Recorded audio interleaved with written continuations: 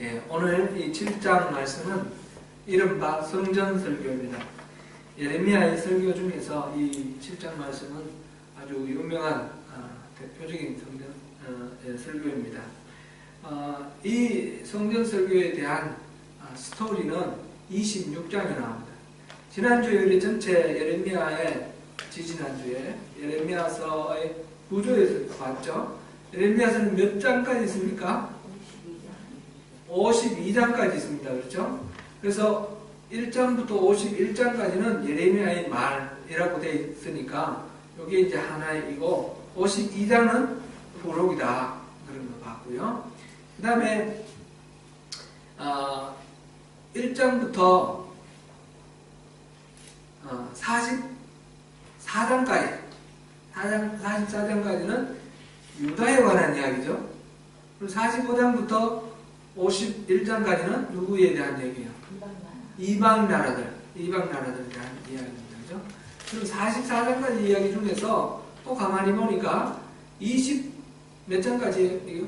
25장까지와 26장부터 나머지 44장까지가 구분이 되죠. 25장까지는 뭐라 했습니까? 메시지, 설교예요. 그리고 26장부터는 사건이라고 그랬습니다. 그죠? 역사, 사건. 말하자면 예레미야의 말씀을 선포하는 그 메시지, 말씀을 전해주는 언어 메시지 말고 삶의 메시지예요. 삶의 메시지. 이게 지금 26장부터 44장까지 나옵니다. 그 중에 여기 어느 26장부터 44장 중에 어느 한 장이 중요한 터닝 포인트라고 그랬어요. 그게 뭐였어요? 기억나세요? 36장이 터닝 포인트. 그게 이제 어느 왕 몇 년이에요? 여호야김 왕 4년. 여호야김 왕 4년이 중요한 터닝 포인트입니다. 그게 이제 말하자면 BC 605년인데 말하자면 1차 포로가 있는 그때이고 느부갓네살이 왕자에서 왕으로 등극하는 해예요. 그리고 그때 여호야김이 포로로 끌려갔다가 다시 돌아오는 그런 해예요. 그래서 이 시기를 기준으로 해서 굉장히 중요한 어떤 갈림길이 되는데, 그게 이제 말하자면 예레미야의 이 예언을 여호야김이 극적으로 부정하면서 그것을 불태우는 그런 사건이 있었어요. 그게 4년, 5년 이렇게 되어 있는데, 그것으로 인해서 그 이전에는 하나님의 말씀이 돌이키라, 회개하라 이런 말씀이었고, 이 여호야김 4년 이후에 나오는 하나님의 말씀 메시지는 돌이키라가 없어요. 이제 망했다. 너희들 망했다. 무조건 항복하라. 끝이야. 너희들은. 이제 그거예요. 그리고 이제 그 중에 70년 후에 돌아오겠다는 말씀이 있죠. 70년 후에 돌아오겠지만 그거는 이제 지금 이 나라가 멸망하지 않을 수 있는 그런 기회는 없다는 거죠. 그게 이제 여호야김 4년으로 분수령이 환란입니다. 그거를 우리가 생각해 봤고요. 그래서 이 지금 7장에 나오는 이 성전설교는 26장에 그 사건이 나와 있습니다.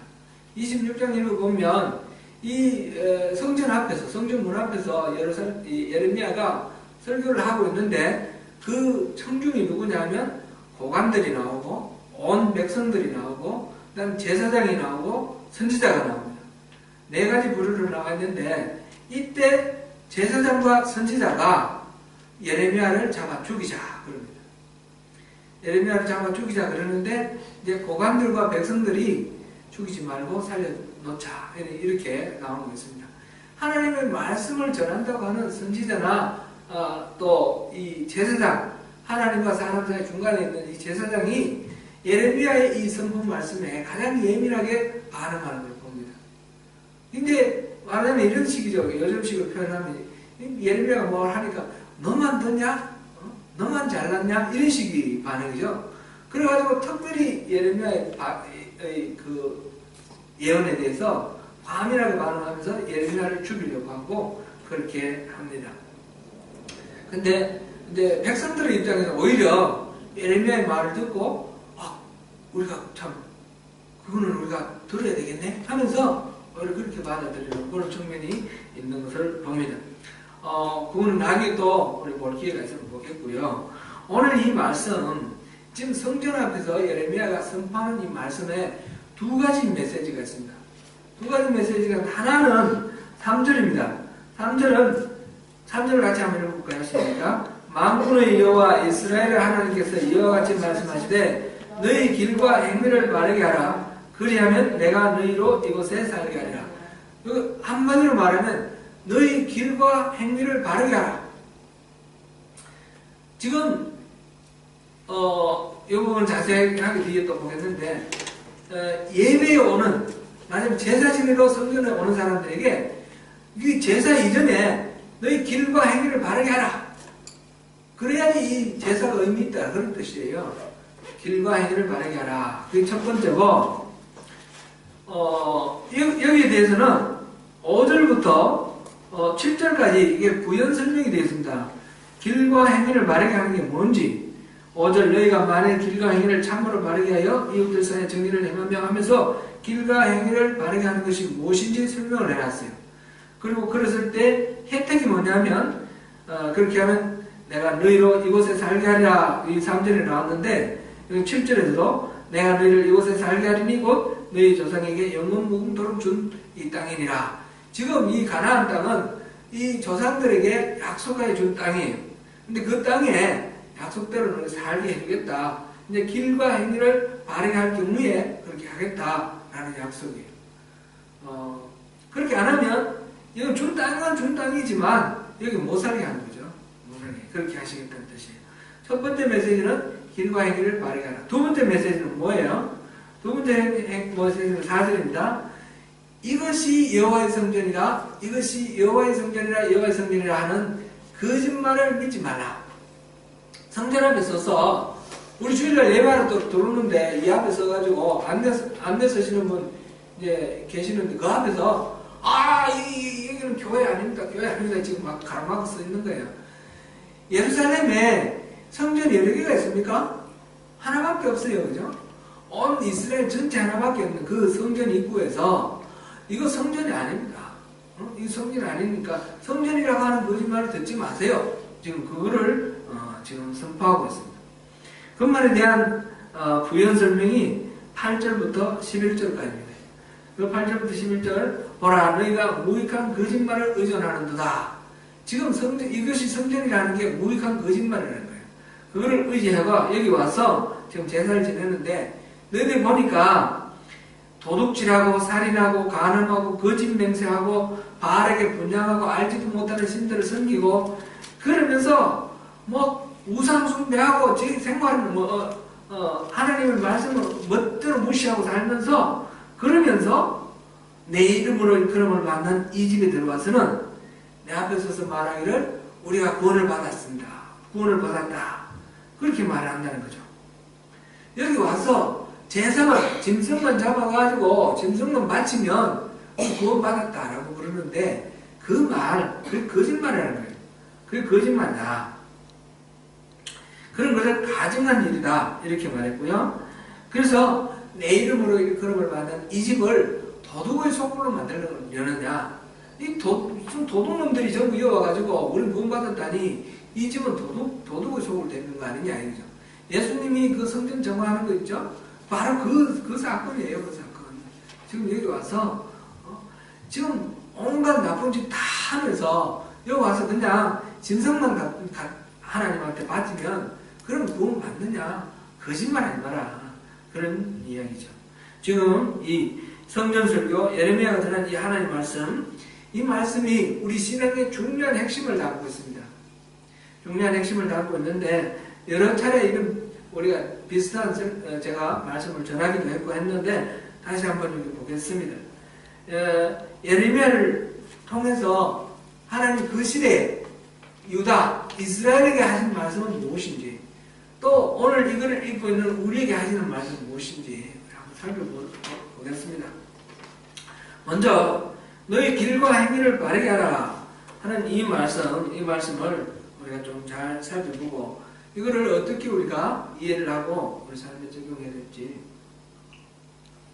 보겠습니다. 하나님은 선지자 예레미야를 통해서 성전과 거기서 행해지는 제사에 대한 죄악을 지적하십니다.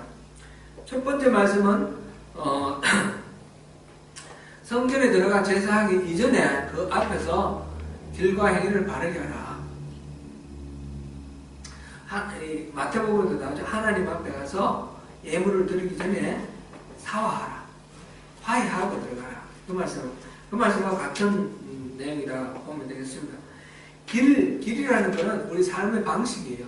라이프 스타일이 달라야 된다는 거예요. 그 다음에 행위는 이제 우리 일상적인 행실 이걸 말합니다. 이게 이제 5절부터 7절에 부연 설명이 나와 있다고 그랬는데, 부연 설명을 우리 또 한번 5절부터 7절 중에 7절은 약속의 말이니까 약속의 말씀이니까 5절 6절만 한번 읽어보겠습니다. 시작. 너희가 만일 길과 행위를 참으로 바르게 하여 이웃들 사이에 정의를 행하며 이방인과 고아와 과부를 압제하지 아니하며 무죄한 자의 피를 이곳에서 흘리지 아니하며 다른 신들 뒤를 따라 화를 자초하지 아니하면, 지금 길과 행위를 참으로 바르게 하여 이렇게 하면, 이 말은 길과 행위를 바르게 하는 것이 바로 이거라는 거예요. 내용이 이거라는 거예요.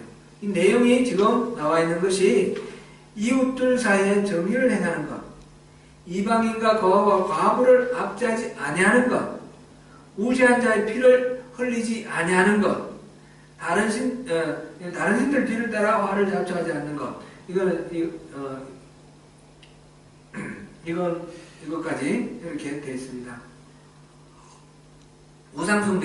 우상숭배하고 앞에 이웃과의 정의를 행하는 것, 이방인과 거하고 압제하지 아니하며 무죄한 자의 피를 흘리지 않는 것, 다른 신들 뒤를 따라 화를 자초하지 않는 것. 지금 이렇게 나와 있는데, 이방인과 거하와 과부를 압제하지 아니하며 무죄한 자의 피를 흘리지 아니하며, 이 말은 이웃들 사이에 정의를 행하며, 이 말에 같은 말이에요. 이거는 부연 설명입니다. 지금 이 같은 말이 계속 다른 표현으로 심화하는 그런 표현으로 나와 있음을 이렇게 우리가 이해를 해야 되겠습니다. 이 말씀 한마디로 다시 이제 생각해 보면, 우상숭배하지 말고 하나님을 잘 섬기고 그 다음에 이웃 간의 정의를 이룩하라는 거예요. 이게 바른 너희 길과 행위를 바르게 하는 그 내용이라는 거죠. 하나님이 예레미야에게 말씀을 주셨을 때 이 길과 행위를 바르게 하라 하는 이거, 이제 우리가 뜻을 알기 위해서 하나님이 모델로 생각하고 있는 게 뭔가, 그걸 우리 한번 봐야 되겠습니다. 하나님께는 추억이 있어요. 이스라엘 백성들에 대한 추억이 있습니다. 그게 이제 예레미야 2장 2절 보겠습니다.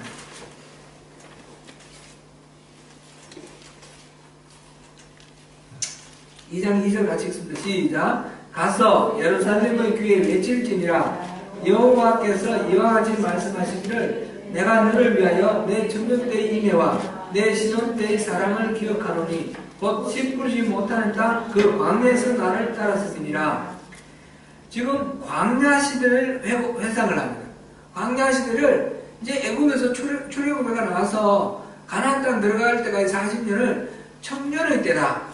청년의 때의 인애는 사랑하는 거잖아요. 그 사랑으로 추억을 하고 내 신혼 때의 사랑을 기억한다.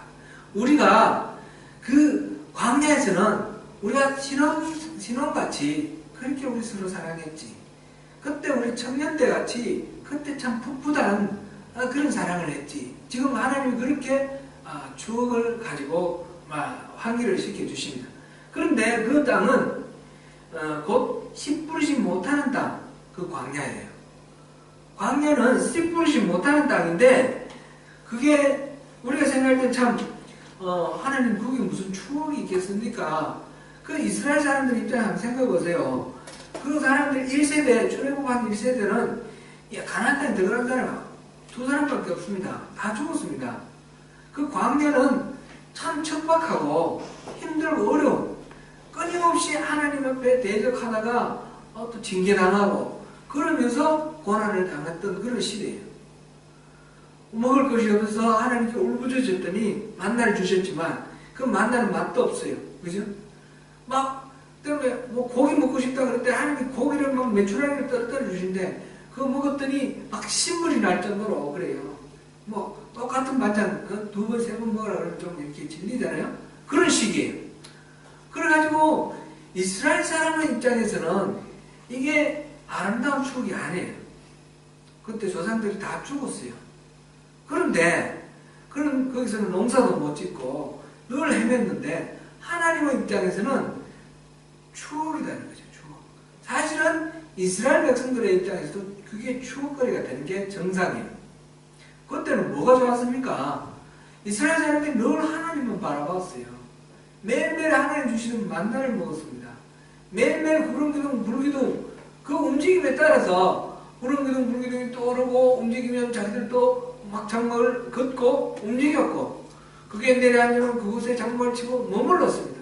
항상 하나님이 어떻게 하시는가 보고 하나님의 행동에 따라 움직였던 그런 시절이 바로 광야 시대입니다. 가나안 땅에 정착하고는 그런 삶이 없어졌습니다. 그냥 농사 지어가지고 때가 되면 수확해서 먹고 집도 이제 흙별 벽돌, 돌벽돌로 이렇게 쌓아가지고 텐트로 뭐 움직일 필요도 없고 구름기둥 불기둥 볼 일도 없습니다. 이렇게 살아가니까 점차 하나님을 잊어버리고 그렇게 삽니다. 그래서 이 땅에 가나안 땅에 먼저 살던 원주민들의 그 농사 비법을 배우고 그들이 그러니까 뭐 바알을 잘 섬기니까 농사가 잘 된다 그러니까 바알도 섬기고 이런 신 저런 신 막 산마다 올라가서 그런 신을 섬기는 거예요. 그렇게 살아오는 가나안 땅하고 광야하고 비교할 때 하나님 입장에서는 광야는 순수하게 하나님과 이스라엘이 교제하던 시간이었고 이 가나안 땅에 오고 난 뒤에 정착하고 난 뒤부터는 하나님 외에 수많은 우상을 섬기는 그런 시기예요. 그런 세월이에요. 그것을 질책하기 위해서 끊임없이 선지자를 보내고 또 말씀을 선포를 하셨지만 그럼에도 불구하고 이스라엘 사람들은 온전히 하나님께로 돌아오지 않습니다. 그러니까 하나님께서 추억하시는 것은 광야 때입니다. 광야 때로 돌아가자. 우리 인생에 어렵고 힘든 광야가 있다 그러면 우리 힘들고 어려울 때 더 열심히 기도하지 않습니까? 그것이 광야 같은 인생이 사실은 우리에게 재앙이 아니고 사실은 축복입니다. 하나님께서는 그것을 아름다운 추억으로 기억하시면서 그렇게 기뻐하십니다. 하나님은 우리에게 기도하게 하시고 응답해 주셔서 우리가 잘 먹고 잘 사는 걸 기뻐하시는 것이 아니라 항상 기도하면서 항상 하나님과 교제하면서 하나님과 더불어 있는 것을 좋아하시는 겁니다. 하나님께서 우리에게 기도 제목을 주시는 이유는 기도해서 우리가 같이 있자는 겁니다. 우리가 하나님하고 늘 함께 할 때는 특별한 기도 제목을 하나님 안 주셔도 돼요. 그런데 우리가 하나님하고 친밀하게 교제하지 않으면 하나님은 특별한 기도 제목을 주실 겁니다. 어려움을 당하게 할 것이고 하나님한테 매달리지 않으면 안 되는 그런 상황을 만드실 겁니다. 어떻게 하시겠습니까? 특별한 그런 기도 제목이 없더라도 항상 하나님과 더불어 있는 것이 좋습니다. 그러므로 우리가 경우에 따라서 광야를 거치고 광야를 지나간다 할지라도 그것 때문에 우리가 힘들어하고 어려워하고 낙심할 것이 아니라 하나님 나를 부르시는구나. 하나님 나와 사귀고 싶어 하시는구나. 신혼 때처럼 청년 때처럼 그렇게 풋풋한 사랑을 원하시는구나. 그렇게 생각하시고 우리가 그 광야를 또한 똑같이 추억하는 그런 하나님과의 관계를 이루어 나가는 것이 우리에게 복이 될 것입니다. 하나님은 그 광야의 시대, 순수한 사랑의 시대를 회상을 하시면서 그때로 돌아오라 하십니다. 2장 23절을 보겠습니다. 2장 23절.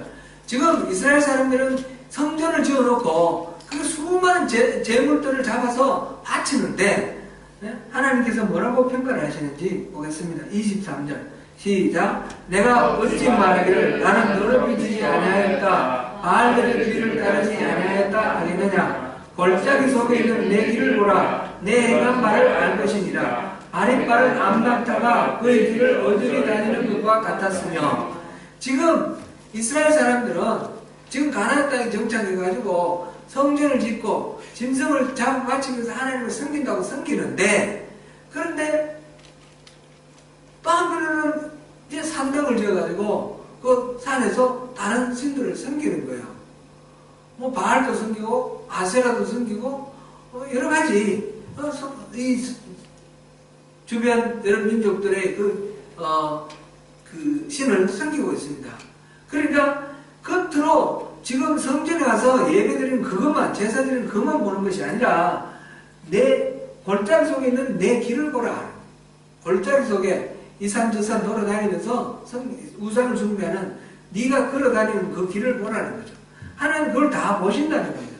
그걸 보니까 뭐 발전기에 그 암낙타 같다는 거예요. 막 채워지지 않는 그 갈증, 그 욕망, 그거를 채우기 위해서 막 미쳐 설치는 그런 것과 똑같다는 거죠. 이스라엘 사람들을 바라보면서 그 자리에서 떠나라, 내게로 오라. 그것이 이제 오라고 하시는 그 자리가, 하나님께서 그러면 어떻게 하기를 원하시는지 4장 1절입니다. 4장 1절 2절 같이 읽겠습니다. 시작. 여호와께서 이르시되 이스라엘아 내가 돌아오려거든 내게로 돌아오라. 내가 만일 나의 목전에서 가증한 것을 버리고 내가 흔들리지 아니하며 진실과 정의와 공의로 여호와의 사람을 두고 맹세하면 나라들이 나로 말미암아 스스로 복을 빌며 나로 말미암아 자랑하리라. 하나님이 이제 말씀하시기를 내게로 돌아오라 하십니다. 내게로. 이거 우리 기억나지 않습니까? 뭐가 떠오르는 거 있죠? 이거 출애굽기 19장 4절 말씀 우리 기억나지 않습니까? 독수리 날개로 오고 어디로 인도하였다고요? 내게로. 하나님이 원하시는 것은 장소가 아니에요. 하나님 자신과 이스라엘이 만나기를 원하는 겁니다. 하나님에게로 하나님 자신에게로 돌아오기를 지금 원하십니다. 그러면 하나님 자신에게로 돌아가는 것은 어떤 것을 말합니까? 우리가 하나님께로 돌아가야 되는데 하나님께로 돌아가는 것은 무엇을 말합니까? 그게 이제 설명이 되어 있습니다. 목전에서 가증한 것을 버리고, 이건 우상숭배하는 걸 말합니다. 우상숭배하지 말고 내가 흔들리지 아니하며 진실과 정의와 공의로 여호와의 삶을 두고 맹세하며, 이렇게 되어 있습니다. 진실과 정의와 공의로 여호와의 삶을 두고 맹세하며. 그렇게 하면 약속이 뭡니까? 나로 말미암아 스스로 복을 빌며 나로 말미암아 자랑하자. 세상에 있는 모든 나라들이 여호와로 말미암아 복을 빌고 그다음 자랑할 것이다. 바로 이 이스라엘을 통해서 그렇게 한다는 거죠. 이게 바로 아브라함에게 주신 약속 아닙니까? 아브라함 네가 열방의 복이 될 것이다 말씀하셨는 바로 그 상태로 돌아갈 수 있다는 거죠. 그게 지금 우상 숭배하는 것을 멈추고 그 다음에 진실과 정의와 공의로 살아계신 하나님께 맹세하며, 이렇게 되어 있습니다. 하나님의 이름으로 맹세하는 것이 다 되는 게 아니에요. 하나님의 이름으로 맹세하는 것도 5장 2절 한번 볼게요. 5장 1절에 1절 2절을 봅니다. 너희는 예루살렘 거리로 빨리 다니며 그 넓은 거리에서 찾아보고 알라. 너희가 만일 정의를 행하며 진리를 구하는 자를 한 사람이라도 찾으면 내가 이 성을 용서하리라. 그들이 여호와께서 살아계심을 두고 맹세할지라도 실상은 거짓 맹세리라. 지금 한 사람을 찾는데 한 사람도 없습니다. 그럼 수많은 사람이 지금 맹세하고 있습니다. 하나님 살아계심을 두고. 그런데 하나님을 살아계심을 두고 맹세한다고 되는 것이 아니죠. 실상이 중요한 거예요. 실상. 지금 여기서는 진실과 정의와 공의로 살아계신 하나님을 맹세하는 것을 말합니다. 여호와의 삶을 두고 맹세하는 것.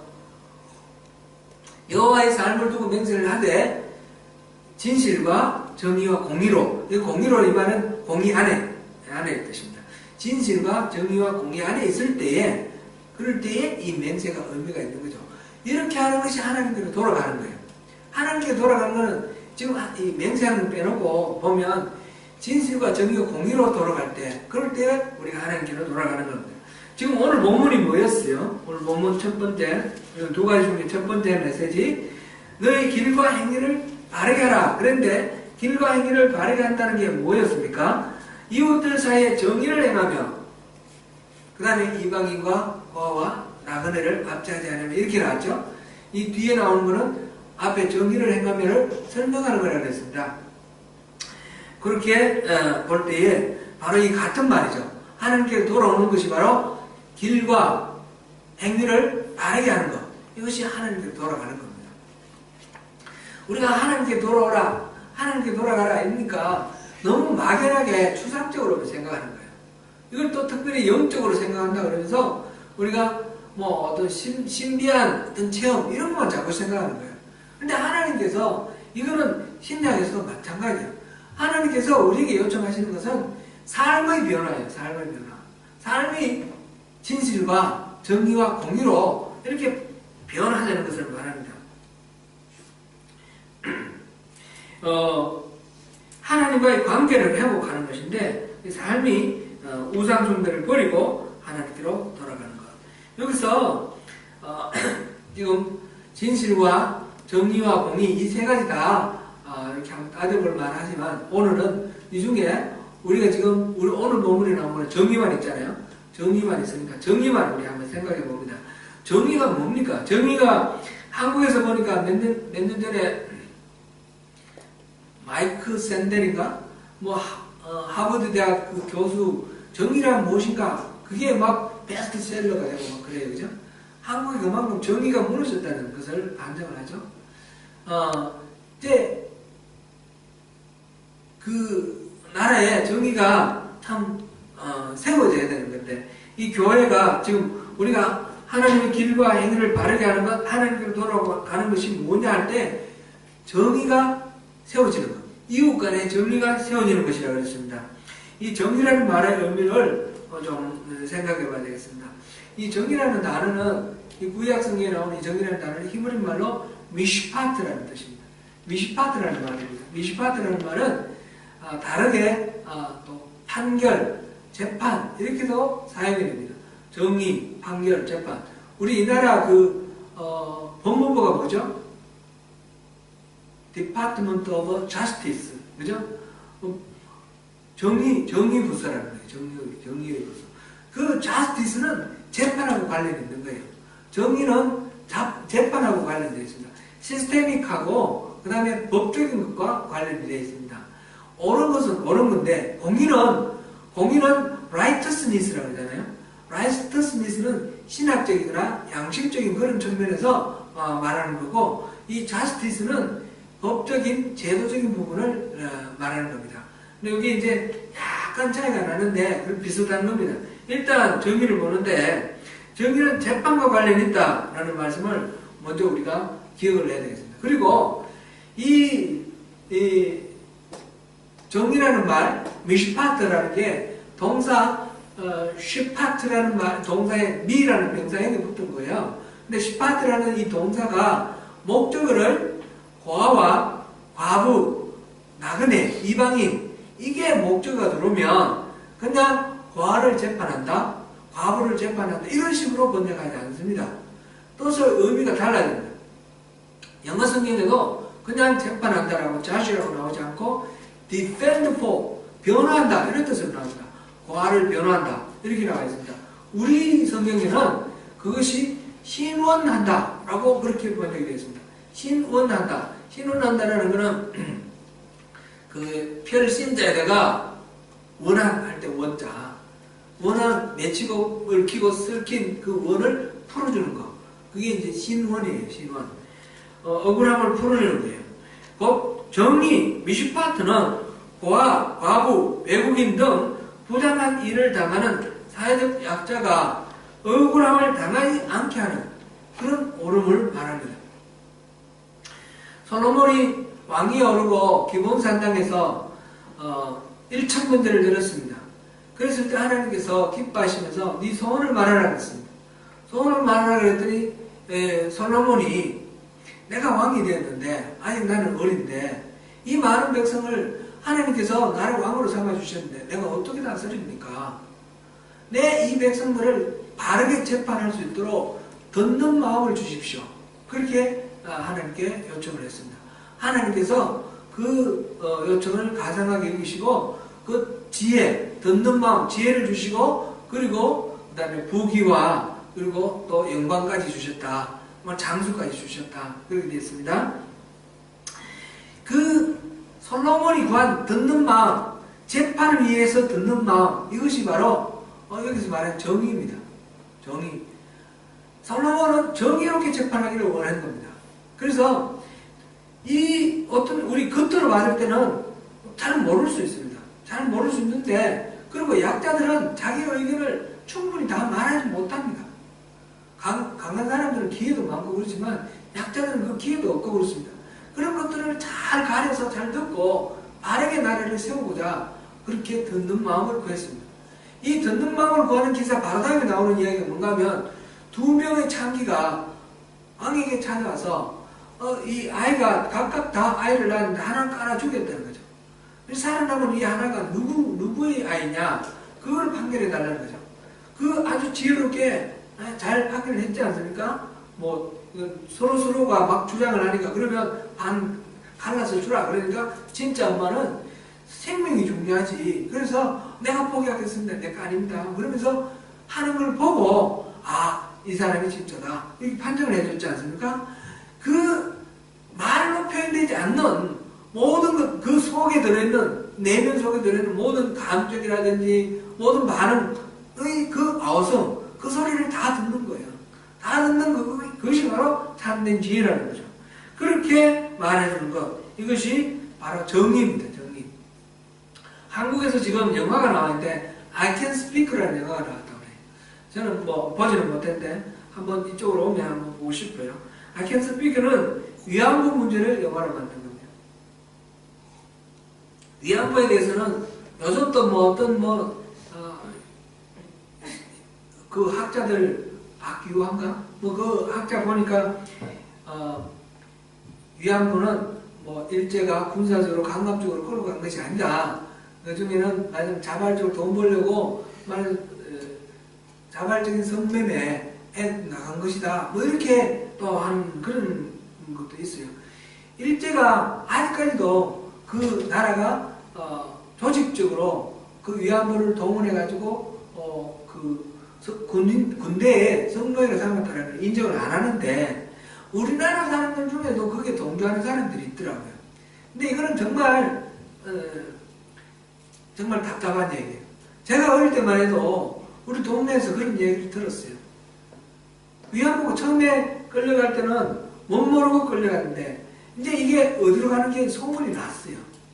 세월이 1차, 2차 끌려가면서 그 동네에서 이제 위안부 사냥꾼이 나타나면 이제 아들과 젊은 아가씨들과 그 세력들을 감추는 거예요. 그런데도 이제 못 모르고 그냥 물 길러 갔다가 아니면 들판에 이제 중참 갔다가 이렇게 잡혀가는 사람이 있어요. 우리 동네에도 그런 사람이 있는 거예요. 어느 집 딸 잡혀갔다, 누구 며느리가 잡혀갔다, 그 얘기를 제가 어릴 때 들었어요. 그런데 문제는 뭐냐면, 우리나라 사람들이 그 억울하고 원통하고, 이거를 누구에게 하소연할 수도 없는, 일제시대 우리 나라가 권리가 없으니까, 하소연도 못할 뿐만 아니라, 의식 속에, 성의식 속에, 이거를 부끄럽게 여기는 그런 게 있다는 거죠.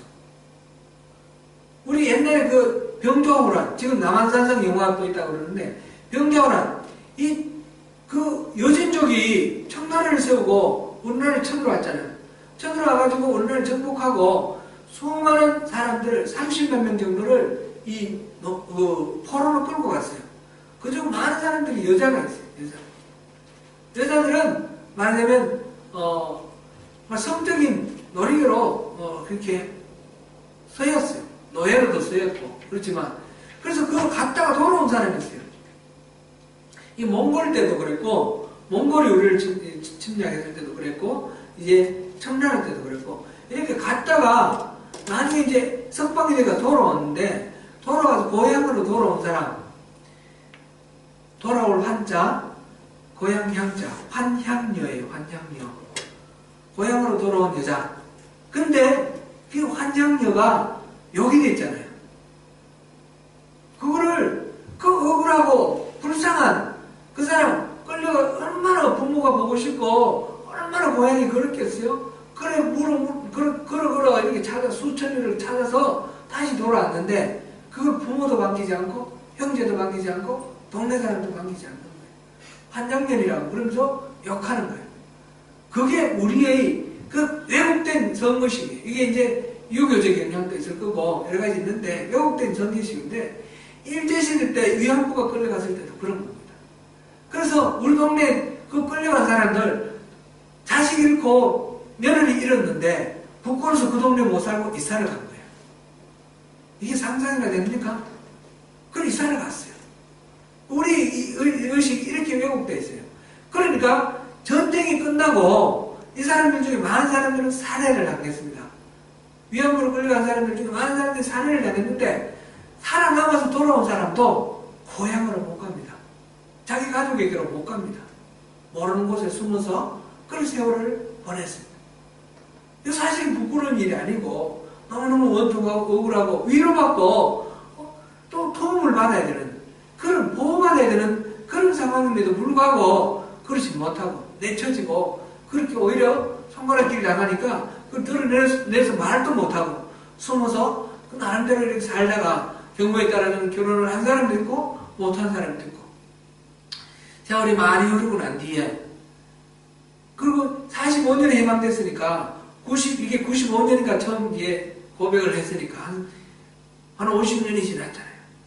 세월이 많이 흐르고 자신들의 몸이 늙어가지고 그래서 용기를 내서 이 문제를 발표를 한 거예요.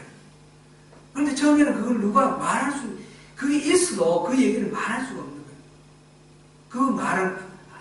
그거를 말할 수 있게 한 게 I can speak예요. I can speak 이 영화의 의미가 내가 이제는 말할 수가 있다. 그러면서 그걸 증언하는 거예요. 미국의 그 의회에 가서 증언하고 뭐 여러 가지로 증언하는 그런 할머니들, 위안부 할머니들의 그 억울함을 표출하는 그런 것들을 이제 영화로 담은 겁니다. 근데 우리 조국 보면 정말 답답합니다.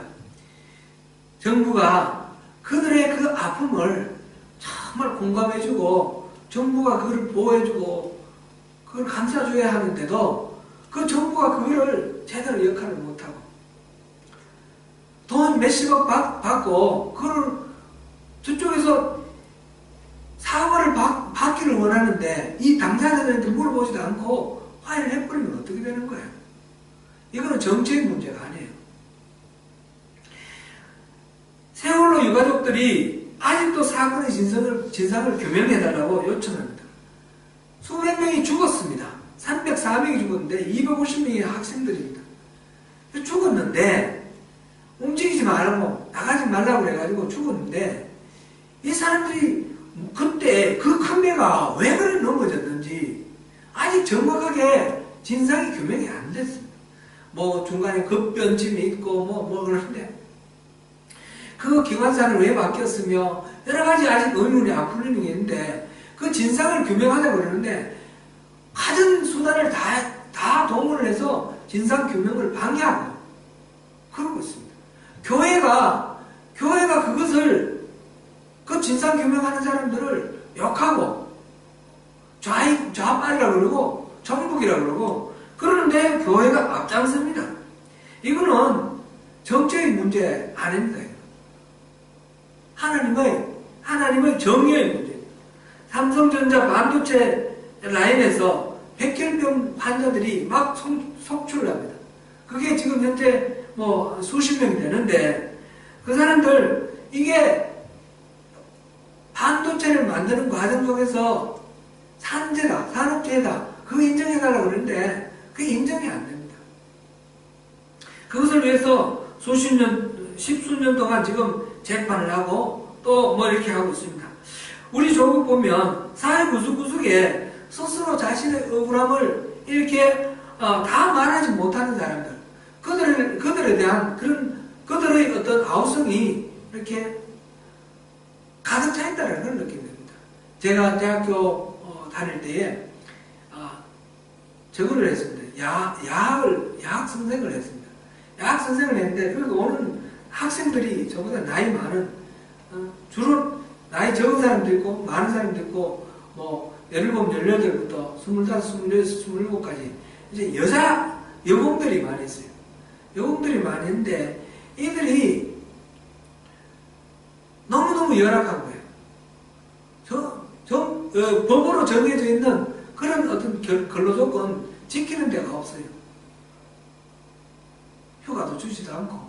그래가지고 그걸 가지고 이게 처음에는 이제 뭐 검정고시 도와주려고 검정고시도 우리가 치도록 그렇게 하려고 그러는데 이제 이런 문제들이 자꾸 나오니까 그 문제를 가지고 근로감독관 찾아가고 그러면서 이제 이들의 권익을 보호하기 위해서 또 이렇게 도와왔는데 도움에 너무너무 한계가 있는 거예요.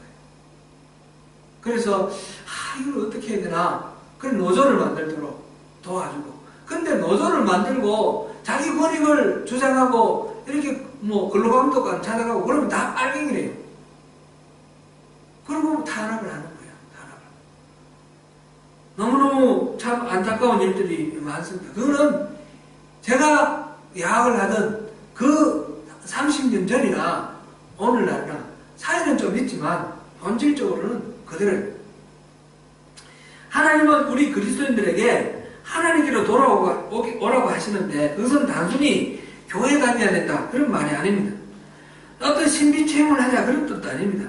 그리스도인이라면 하나님께로 돌아가야 되는데 그것은 우리의 길과 행위를 바르게 해야 되는 것이고 그것은 바로 이방인, 고아, 과부 지금 고아와 과부가 옛날처럼 그런 건 아니니까 이방인, 고아, 과부로 이렇게 표현되고 있는 사회적 약자를 말하는 겁니다.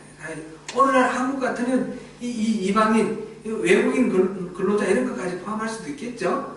그리고 뭐 여러 가지 방식으로 자기의 억울함을 호소할 수도 없는 그런 약자들이 없도록 그거를 대변해주고 말하자면 그런 억울함이 없는 그것이 사회정의죠. 그런 사회정의가 이루어지는 것 그것을 우리 성도들이 크리스찬들이 앞장서서 이루어야 된다는 거죠. 하나님 나라를 우리가 회복해야 되지 않습니까? 하나님 나라는 막연히 영적인 것을 말하는 것이 아닙니다. 영과 아울러서 하나님이 다스리시는 땅, 이 땅의 모든 우리 삶의 그 모든 윤리라든지 도덕이라든지 법칙이라든지 우리 행동이 하나님의 다스림 안에 있어야 된다는 거죠. 살인하고 도둑질하고 미워하고 죽이고 이런 것이 아니라 서로 사랑하고 용납하고 돕고 이런 사회가 돼야 되는 거죠. 그게 바로 사회 정의가 세워지는 것이며 성경적으로 말하는 정의, 억울함과 이런 그런 것들 약자들이 속에서 말 못하는 그것을 말할 수 있게 해주는 그것이 정의로운 사회고 성경에서 말하는 이 정의가 사회와 완전히 분리된 게 아닙니다. 정치와 완전히 분리되는 것이 아닙니다. 선지자들이 말하는 거 전부 보십시오. 바로 사회의 문제를 얘기를 하고 있습니다. 자, 우리가 이제 이거를 현실적으로 어떻게 우리가 적용하느냐 하는 문제는 또 다르게 우리가 이제 생각을 하고 묵상을 하고 해야 되겠지만 구체적으로 우리에게 이제 생각해보면 우리 집에서 부모와 자식 간에 이 사회정의가 있어야 되는 거죠. 부모와 자식 간의 관계가 똑바로 안 돼 있으면서 교회에 가서 거룩하게 얘기를 하면 안 된다는 거죠. 그리고 성도들 사이에 정말 그 하나님의 그 정의가 그 긍휼함이 있어야 되는 거죠. 그리고 우리 직장에서나 우리 학교에서나 교회에 와서 이제 소그룹 활동할 때 막 삶을 나누고 그러면 여러 가지 교회에서 은혜로운 그런 용어들을 활용해서 막 이렇게 은혜롭게 삶을 나누는데 실질적으로는 속으로 막 서로 시기하고 질투하고 미워하고 이런다 그러면 그 나눔이 무슨 소용이 있겠습니까? 마찬가지죠. 목사가 강단에서 막 은혜로운 설교를 했는데 자식들을 막 구박하고 때리고 이래가지고 집에서 가정폭력이 일어난다면 그 말씀이 무슨 소용이 있겠습니까? 우리 모든 것들이 이 신앙이라는 것이 겉으로 드러나는 것하고 실질적인 삶하고 이게 구별되지 않아야 된다는 거죠. 이게 일치가 되어야 된다는 거죠. 이게 이제 두 번째 같은 얘기인데, 이 길과 행위를 바르게 하라. 성전에 가서 짐승 잡아서 다치기 전에 우리 삶의 길과 행위를 바르게 하는 것. 정의가, 이웃 사이에 정의가 세워지는 것. 그런 것이 우리 삶 속에 이루어져야 한다는 것입니다. 우리 교회는 하나님께로 돌아가야 합니다. 그것은 단순히 종교의식으로 돌아가야 한다는 말이 아니고, 길과 행위를 바르게 하는, 곧 하나님이 말씀하시는 그 정의, 하나님이 다스리심, 하나님의 통치하심이 바로 우리 삶 속에서 실현되는 것, 진실과 정의와 공의로 여호와의 삶을 두고 맹세하는 그런 자리로 우리가 돌아가야 되는 것입니다. 두 번째로 지금 여기서 예레미야가 선포하는 것, 첫 번째는 길과 행위를 바르게 하라라는 것, 두 번째로는 이 빌딩이 여호와의 성전이다, 여호와의 성전이다, 여호와의 성전이다 하는 거짓말을 믿지 말라. 이것이 두 번째 메시지입니다.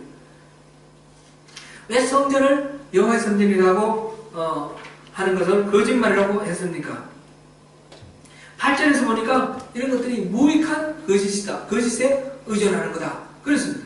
그리고 이제 9절에 도둑질하며 살인하며 그 다음에 간음하며 거짓 맹세하며 바알에게 분양하며 알지 못하는 신들을 섬기는, 그렇게 살아가면서 지금 짐승잡아 바치면서 이게 여호와의 성전이다. 이제 앞에는 말한 길과 행위를 바르게 한다는 말과도 연결이 되어 있는 거죠.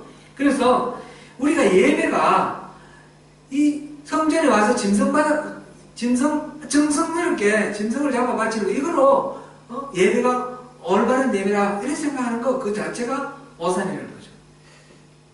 지금 여기 보면 6장 20절에 보면 시바에서 요향과 먼 곳에서 향품을 내게로 가져오면 어찌함이냐. 나는 그들의 번제를 받지 아니하며 그들의 희생제물을 달게 여기지 않노라. 멀리 시바에서 유향을 수입해오고 원방 인도에서 향품을 수입해서 아주 고급 특작품 요향과 향품으로 그리고 제사를 드리는데 온갖 지극정성을 다해서 많은 돈을 들여서 이렇게 제사를 드리는데 하나님 안 받겠다는 겁니다. 그 받을 생각 없다는 것입니다. 왜 그렇습니까? 그러면서 자기들이 제사 지내면서 우리가 구원을 받았습니다. 우리가 구원을 받았나니 그렇게 얘기를 하고 있는데 이거는 가능한 일이다 이렇게 말씀하십니다. 교회에 와서 우리가 예배 시간에 아주 은혜로운 찬양하고 우리가 기도를 참 유리하게 아름답게 기도하고 설교도 아주 유창하게 잘하고 잘 듣고 그런다고 이 예배가 정말 좋은 예배냐는 거죠. 예배가 살아야 교회가 사는 겁니다. 그런데 예배가 산다는 말이 이 예배의 형식이 더욱 매끄럽고 아름답고 감동적이고 정서적으로 우리를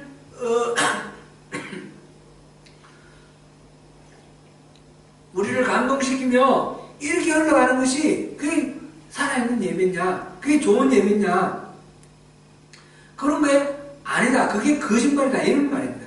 이게 성전이 아니다. 성전이라는 말은 거짓말이다. 이 말이 바로 그런 말입니다.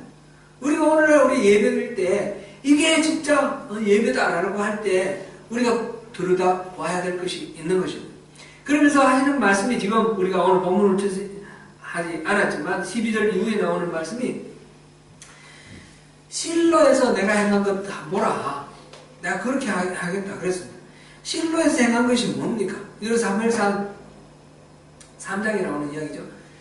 실로는 바로 성막이 있던 곳입니다. 성막이 있던 곳. 엘리 제사장 때 성막이 있던 곳. 블레셋이 침략을 해오니까 언약궤를 메고 전쟁에 나갔습니다. 결과가 어떻게 됐습니까?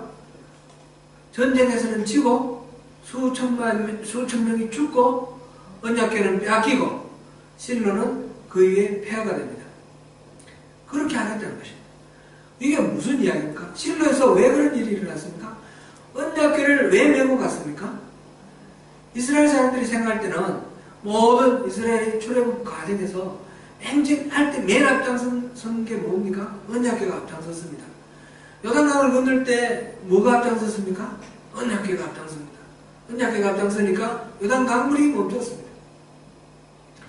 그 여리고성을 7바퀴 하루에 한 바퀴씩 6일 동안 돌고 7일째 7바퀴 돌고 항상 지르니까 이 여리고성이 무너졌는데 그때 맨 앞장선 게 뭡니까? 언약궤가 앞장섰습니다. 그러니까 이 사람들이 생각할 때 언약궤가 앞장서면 이 전쟁에 이길 거라고 했습니다.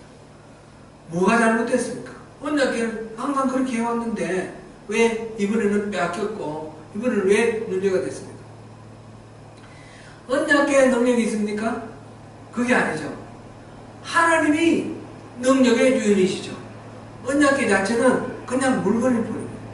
언약궤를 앞장세우실 때는 하나님이 앞장서셨던 것이고 지금 이 전쟁에서 이 전쟁을 이기기 위해서 그냥 언약궤를 메고 갈 때는 하나님하고 아무 상관없이 이 물건을 신처럼 섬기고 이 물건을 앞장세워서 내었습니다. 그랬을 때 하나님께서 그것을 징계하셨습니다.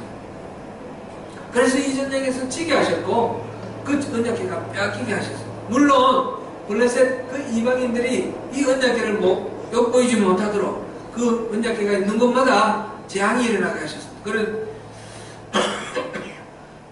되돌려 받았지만 이 실로에서 일어난 이 사건을 통해서 물건이 신령한 능력이 있는 것이 아니라 하나님 자신이 중요하다는 것을 일깨워 주신 것입니다.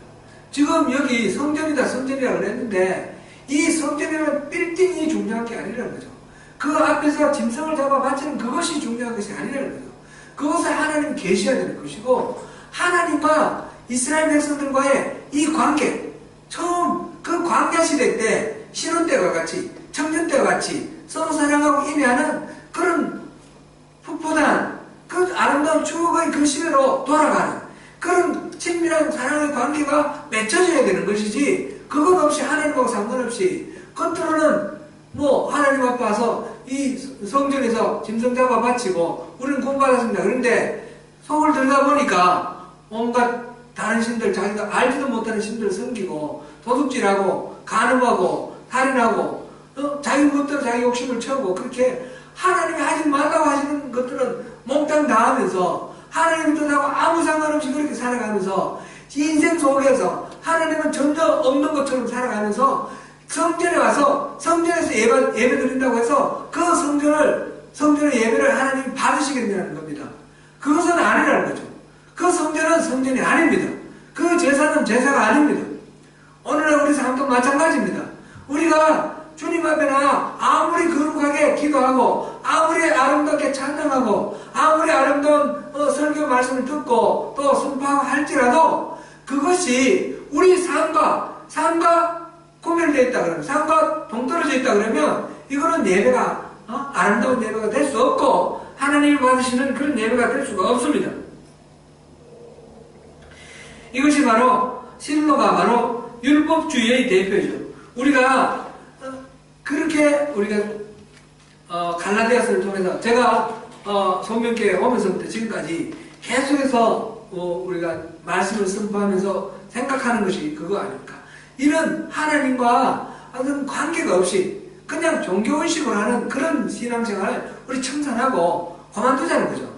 그리고 참으로 참된 신앙, 하나님과의 이 사랑의 관계 속에 들어가서 하나님이 무엇을 원하시고 하나님 뭘 기뻐하시는지 알고 그 하나님 뜻에 맞게 살아가는 참된 신앙으로 돌아가야 되는 거 아닙니까? 이 율법주의는 뿌리 뽑아야 되는 것입니다. 이 선지자 예레미야가 말하는 이 거짓된 신앙을 말하는 이거는 제가 율법주의 갈라디아서 로마서를 통해서 율법주의를 배격하고 이스라엘 유대인들은 율법을 중시했으니까 바울사도 예수님께서 그 율법을 완성시키셨으니까 율법주의에 대한 문제는 신약시대에만 이렇게 나오는 거냐 그렇게 생각할 수 있는데 그거 아니라는 거죠. 이사야 1장에서 뭐라고 했습니까? 수많은 재물 나 지겹다라고 그랬습니다. 그거 받지 않겠다고 했습니다. 그러면서 소돔의 관원들아 고모라의 백성들아 이스라엘 백성들을 그렇게 말씀하셨어요. 그런 식의 삶과 동떨어져 있는 그런 짐승만 바치는 예배는 받지 않겠다 하신 것입니다. 호시아스도 그렇지 않습니까? 내가 인애를 좋아하고 제사를 받지 않으며 뭐죠? 그다음에 하나님을 아는 것을 원하고 번제를 받지 않는다 그러셨죠? 이 제사, 번제 이런 것을 원하는 것이 아니라 인애와 하나님 아는 것을 원한다 하셨죠. 호시아 선지자가 그렇게 목을 놓아서 외쳤고 예레미야 선지자가 또 여기서 그렇게 외치는 것입니다.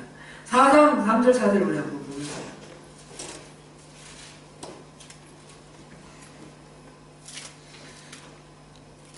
같이 읽습니다. 시작. 여호와께서 유다와 예루살렘 사람에게 이와 같이 이르노라. 너희 묵은 땅을 갈고 가시는 물에 파종하지 마라. 유다인과 예루살렘 주민들아, 너희는 스스로 할례를 행하여 너희 마음가죽을 베고 나 여호와께 속하라. 그리하지 아니하면 너희 악행으로 말미암아 나의 분노가 불같이 일어나 사르리니 그것을 끌 자가 없으리라. 너희 스스로 할례를 행하여 너희 마음가죽을 베라. 할례는 육체에 남성의 성기 껍질을 자르는 그게 아니라 마음의 가죽을 베는 것이 참된 할례라는 거죠. 이거 우리 마음이 하나님께로 돌아가는 것, 마음의 표시를 내는 것이 그게 참된 할례입니다. 묵은 땅을 갈아엎어야 됩니다. 그냥 그 가시덤불 속에 씨를 뿌려가지고 거기에서 곡식을 거두려고 하는 것은 그거는 오산입니다. 우리가 율법주의적인 그런 신앙생활을 하면서 거기에서 뭔가 성과를 얻으려고 그러면 안 됩니다. 그것이 아닙니다. 그건 묵은 땅을 기경을 해내야 됩니다. 기경을 하고 정말 가시덤불을 다 뽑아내고 좋은 땅 만들어야 됩니다. 율법주의적인 자기중심적인 자기의 목적과 자기의 자원, 자기의 방법을 하고자 하는 이런 모든 것들, 잘못된 것들 다 버리고 우리가 주님 앞으로 바로 나가서 주님이 참 기뻐하시는 그런 삶으로 우리가 살면서 그럴 때 예배하는 것이 살아있는 예배가 됩니다. 우리가 이런 하나님 말씀대로 살아가는 것이 가정에서 실천하고 학교에서 실천하고 직장에서 실천할 때 이게 쉽습니까? 어렵습니까? 쉽지 않습니다. 우리 인간의 본성은 죄인의 본성이기 때문에 끊임없이 하나님 말씀으로부터 어긋나려고 합니다. 그런데 우리 안에 계신 성령님이 또 이끌지 않습니까? 그 싸움 속에서 우리가 육체의 소욕대로 하고자 하는 마음, 그 다음에 성령의 소욕대로 하고자 하는 마음, 이게 끊임없이 우리 안에서 싸우는데 이 싸움이 있어야지 우리가 온전한 예배를 드릴 수 있다는 거죠. 그냥 아무 생각 없이 주일날 와서 예배 드릴 때만 하나님 생각하고 일상적으로 살아갈 때는 하나님을 잊어버리고 살아가는 그런 경향이 우리에게 너무 많지 않습니까? 종교 행위가 아니라 종교 행위가 중요한 것이 아니라 우리 마음이 중요한 것입니다. 우리 마음이 참으로 하나님께서 원하시는 그래서 거룩한 상태로 우리 몸을 드리라고 로마서 12장 1절에서 말씀하셨지 않습니까? 우리의 몸을 드리고 우리 삶을 주님 앞에 온전히 드릴 때에 주님께서 그것을 받으시고 구별하시면서 그 고통스러운 투쟁 속에서 우리를 부대끼면서 우리가 우리 자신의 연약함을 알고 그리스도의 그 은혜를 의지하면서 하나님께 도움을 요청하고 그러면서 주님께로 나올 때 그럴 때 우리 주일의 예배가 정말 하나님 오늘 이번 한 주간 이렇게 분투했는데 너무너무 어려웠습니다. 여기서 또 졌습니다. 하나님 여기서는 겨우 요만큼 이겼습니다. 그러면서 하나님의 은혜를 구할 때 하나님 주시는 말씀이 진짜 힘이 되고 그것이 위로가 되고 우리가 새로운 존재로 점점 우리가 새롭게 바뀌어 가지 않겠습니까? 그런 예배가 참된 예배가 되는 것이고 그런 예배가 하나님 기뻐하시는 예배가 될 것입니다. 그런 거 없이 아무것도 없이 일상의 삶 속에서는 하나님 없이 살다가 주일날 와서 하나님 찾으면 하나님께서 그래서 나는 예수를 믿으니까 구원받았다 그러면 하나님께서 그거를 뭐라고 하신다고 그랬습니까? 가증하다고 그러십니다. 가증하다고. 그게 오늘 본문의 말씀인 것입니다. 그래서 이 성전은 여호와의 성전이다, 여호와의 성전이다, 여호와의 성전이다 하는 거짓말을 믿지 마라. 거짓에 의존하지 마라. 그렇게 말씀하시는 거예요. 사랑하는 성도 여러분, 오늘 이 두 가지 말씀은, 이 선포하는 두 가지 말씀은 연결되어 있습니다.